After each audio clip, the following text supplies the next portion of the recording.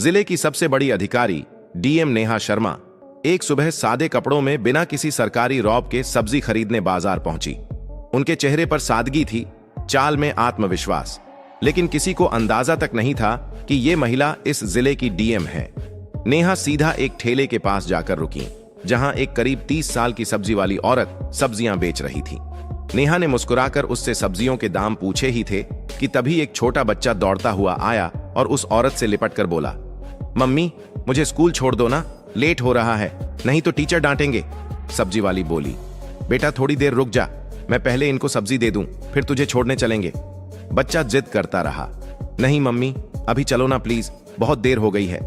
यह सब देखकर डीएम नेहा शर्मा का दिल पसीज गया। वो मुस्कुराकर बोली, आप बच्चे को स्कूल छोड़ आइए, मैं आपकी दुकान संभालती हूं। सब्जी वाली थोड़ी हिचकिचाई, पर नेहा के भरोसे भरे लहजे ने उसे हिम्मत दी। उसने कहा, ठीक है बहन, मैं जल्दी लौट आऊंगी। और फिर वो अपने बेटे को लेकर स्कूल की ओर निकल गई। इधर नेहा ठेले पर खड़ी थी, चारों ओर के माहौल को गौर से देख रही थी। तभी एक मोटरसाइकिल ठेले के पास आकर रुकी। उस पर बैठा इंस्पेक्टर आदित्य वर्मा था। उसने उतरते ही थोड़ा तंज में कहा, तू कब से यहां सब्जियां बेचने लगी? यहां तो एक औरत हुआ करती थी, वो कहां गई? नेहा कुछ कहती, उससे पहले ही वह सब्जी वाली औरत वापस लौट आई। इंस्पेक्टर को देखकर उसके चेहरे पर घबराहट छा गई। झुककर बोली, क्या चाहिए आपको इंस्पेक्टर साहब? जो मन हो ले लीजिए। इंस्पेक्टर ने बेजा हुक्म दिया, आधा किलो टमाटर दे, 1 किलो भिंडी और आधा किलो परवल भी देना। औरत ने बिना कुछ कहे जल्दी जल्दी सब्जियां तौल दी। इंस्पेक्टर बिना एक भी पैसा दिए मोटरसाइकिल पर बैठा और चलता बना। यह सब देख नेहा शर्मा स्तब्ध रह गईं। कुछ पल खामोशी में बीते, फिर उन्होंने सब्जी वाली से पूछा, बहन उसने पैसे क्यों नहीं दिए? आपने उससे कुछ कहा क्यों नहीं? औरत की आंखों में मजबूरी साफ दिख रही थी। धीमे स्वर में बोली, बहन क्या कहूं, यह इंस्पेक्टर रोज ऐसे ही सब्जियां ले जाता है। जब कुछ बोलती हूं तो धमकाता है, कहता है मुझसे पैसे लेगी, अभी तेरे ठेले को उठवा दूंगा। मुझे डर लगता है, अगर ठेला चला गया तो घर कैसे चलेगा, मेरे बच्चे क्या खाएंगे, इसलिए चुपचाप दे देती हूं। यह सुनकर डीएम नेहा शर्मा के चेहरे का रंग बदल गया। अंदर तक हिल गईं वो। उन्हें यकीन नहीं हो रहा था कि कानून के रक्षक खुद कानून का मजाक उड़ा रहे हैं। उन्होंने गंभीर स्वर में कहा, बहन अब ऐसा नहीं होगा, मैं अब आपके साथ हूं। इंसाफ दिलाना मेरा फर्ज है। आप एक काम कीजिए, मेरा नंबर लीजिए। कल जब आप ठेला लगाएंगी तो आप नहीं, मैं वहां रहूंगी। आप घर पर आराम कीजिए, बाकी मैं देख लूंगी कि वो इंस्पेक्टर पैसे देता है या नहीं, और अगर नहीं देता तो मैं उसे कानून की ताकत दिखाकर ही रहूंगी। औरत की आंखों में आंसू थे, लेकिन पहली बार उसमें राहत और उम्मीद झलक रही थी। अगली सुबह नेहा शर्मा ने एक गांव की औरत का भेष बनाया। ना कोई मेकअप, ना कोई पहचान। साधारण साड़ी पहने, सिर पर पल्लू रखे वो ठेले पर आ खड़ी हुई। ठेले पर ढेर सारी सब्जियां सजाई गईं।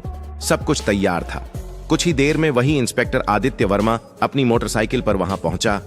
इंस्पेक्टर आदित्य वर्मा ने अपनी मोटरसाइकिल ठेले के पास लगाई और घूरते हुए बोला, क्या बात है, आज फिर तुम यहां? वैसे तुम उसकी क्या लगती हो? कल भी तुम यहीं थी और आज भी। नेहा शर्मा, जो अब भी गांव की एक आम महिला के रूप में खड़ी थीं, धीरे से बोली, मैं उसकी बहन हूं, इसलिए आज उसकी जगह ठेला संभाल रही हूं। इंस्पेक्टर ने घिनौनी मुस्कान के साथ कहा, तो तुम तो अपनी बहन से भी ज्यादा खूबसूरत निकली, बहुत प्यारी लग रही हो आज। फिर आंखों से उसे ऊपर से नीचे तक देखता रहा और बेहूदे लहजे में बोला, वैसे छोड़ो ये सब, मुझे 1 किलो टमाटर चाहिए और साथ में थोड़ा धनिया और मिर्च भी दे देना। नेहा ने बिना कोई प्रतिक्रिया दिए सब्जियां तौली और चुपचाप उसके हाथ में दे दी। जैसे ही इंस्पेक्टर सब्जियां लेकर पलटने लगा और मोटरसाइकिल स्टार्ट की, नेहा ने सख्त आवाज में कहा, रुकिए, आपने अभी तक सब्जियों के पैसे नहीं दिए, सब्जियों के पैसे दीजिए, ऐसे नहीं चलेगा। इंस्पेक्टर झुंझलाकर बोला, कौन से पैसे? मैं तो रोज फ्री में लेता हूं, अपनी बहन से पूछ लेना, वो तो कुछ नहीं कहती, और तुम ज्यादा जुबान मत चलाओ मेरे सामने।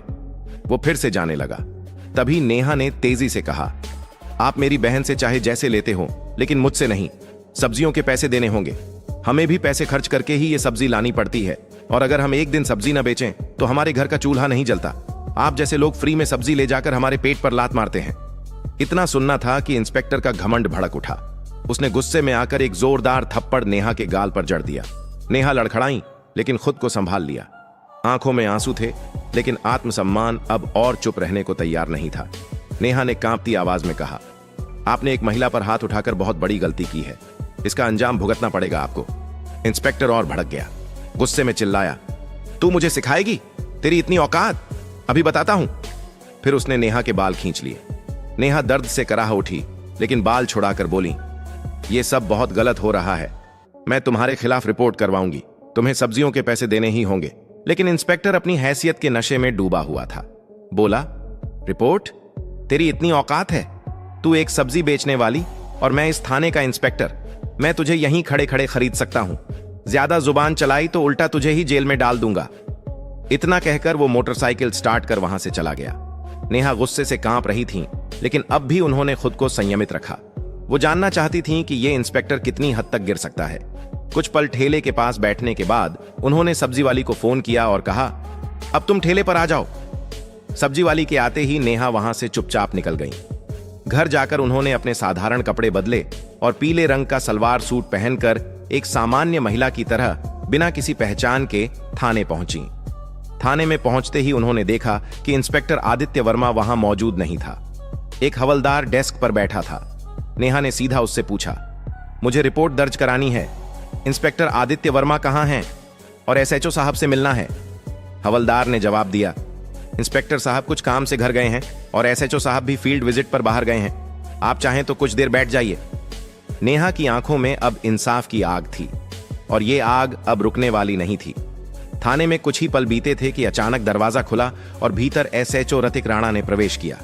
भारी कदमों के साथ अंदर आते ही उसकी नजर पीले रंग का सलवार सूट पहने उस साधारण सी दिखने वाली लड़की पर पड़ी, जो और कोई नहीं बल्कि डीएम नेहा शर्मा थीं। रतिक राणा ने कड़क आवाज में पूछा, तुम कौन हो और यहां क्यों आई हो? नेहा ने शांत स्वर में कहा, मुझे रिपोर्ट दर्ज करवानी है। यह सुनकर रतिक राणा व्यंग्य में मुस्कुराया और बोला, रिपोर्ट करवानी है तो पहले कुछ खर्चा पानी लाया है? यहां रिपोर्ट दर्ज कराने के लिए 10 से 20 हजार लगते हैं। लाई हो तो निकालो फटाफट, फिर लिखवाता हूं तुम्हारी रिपोर्ट। यह सुनते ही नेहा शर्मा का चेहरा सख्त हो गया। उन्होंने गंभीर स्वर में कहा, किस बात का पैसा? रिपोर्ट दर्ज करवाने के लिए कोई शुल्क नहीं लगता। आप रिश्वत क्यों मांग रहे हैं? रतिक राणा हंसते हुए बोला, तुम्हें किसने कहा कि मुफ्त में रिपोर्ट होती है? यहां जो भी आता है अपनी मर्जी से पैसे देता है और अगर नहीं देगा तो उसकी रिपोर्ट नहीं लिखी जाएगी। अब तुम्हारी मर्जी है। नेहा ने गहरी सांस ली, फिर बोली, ठीक है, लीजिए 10,000 रुपए, अब रिपोर्ट लिखिए। पैसे लेते ही आर्तिक राणा ने पूछा, बताओ किसके खिलाफ रिपोर्ट है? नेहा ने गंभीर होकर कहा, इंस्पेक्टर आदित्य वर्मा के खिलाफ। उन्होंने एक सब्जी बेचने वाली औरत से बदतमीजी की। रोज उसके ठेले से बिना पैसे के सब्जियां उठाते हैं और जब मैंने विरोध किया तो मुझ पर हाथ उठाया। मैं इस पर सख्त कानूनी कार्रवाई चाहती हूं। रतिक राणा का चेहरा स्याह पड़ गया। घबराहट उसके चेहरे पर साफ दिख रही थी। उसने हकलाते हुए कहा, वो तो हमारे थाने के सीनियर इंस्पेक्टर हैं और वैसे भी अगर कोई फ्री में सामान दे दे तो इसमें क्या गलत है? हम पुलिस वाले हैं, थोड़ा बहुत चलता है। नेहा अब सब समझ चुकी थी। यह सिस्टम अंदर से सड़ चुका था। ये केवल वर्दी नहीं, गरीबों की मजबूरी का सौदा कर रहे थे। उन्होंने कुछ नहीं कहा, बस चुपचाप थाने से निकल गईं। लेकिन उनकी आंखों में अब एक आग जल चुकी थी। अगले दिन सुबह डीएम नेहा शर्मा वर्दी पहनकर गाड़ी से सीधे उसी थाने में पहुंची। साथ में उनके सरकारी गार्ड्स भी थे। थाने के गेट पर वर्दी में उन्हें देखकर सारा स्टाफ हक्का बक्का रह गया। अंदर घुसते ही इंस्पेक्टर आदित्य वर्मा और एसएचओ रतिक राणा दोनों मौजूद थे। दोनों के चेहरे पर हवाइयां उड़ गईं जब उन्होंने सामने उसी लड़की को देखा जिसे उन्होंने अपमानित किया था। लेकिन आज वो आम औरत नहीं थी, बल्कि जिले की डीएम थी। घबराए हुए दोनों एक साथ बोले, आप कौन हैं और ये वर्दी क्यों पहनी है? नेहा की आंखें अब एक अधिकारी की गरिमा से चमक रही थीं। उन्होंने गंभीर स्वर में कहा, वर्दी नहीं दिख रही? मैं हूं इस जिले की डीएम नेहा शर्मा और मैं अब सब जान चुकी हूं कि इस थाने में किस तरह गरीबों को धमकाया जाता है, उनसे पैसे ऐंठे जाते हैं और कानून के नाम पर अत्याचार किया जाता है। दोनों के पांव तले जमीन खिसक गई। घबराहट में उनकी आवाज कांपने लगी। मैडम, ये क्या कह रही हैं आप? अगर आप वाकई डीएम हैं तो हमें कोई आईडी दिखाइए। नेहा ने बिना एक शब्द कहे अपने बैग से सरकारी पहचान पत्र निकाला और आर्तिक राणा के सामने रख दिया। आईडी देखकर रतिक राणा के हाथ कांपने लगे। उसके चेहरे से सारा रंग उड़ गया। तुरंत हाथ जोड़ते हुए नीचे झुक गया। माफ कर दीजिए मैडम, मुझे नहीं पता था कि आप डीएम मैडम हैं। मुझसे बहुत बड़ी गलती हो गई। पीछे खड़ा इंस्पेक्टर आदित्य वर्मा भी अब तक घबराया हुआ था।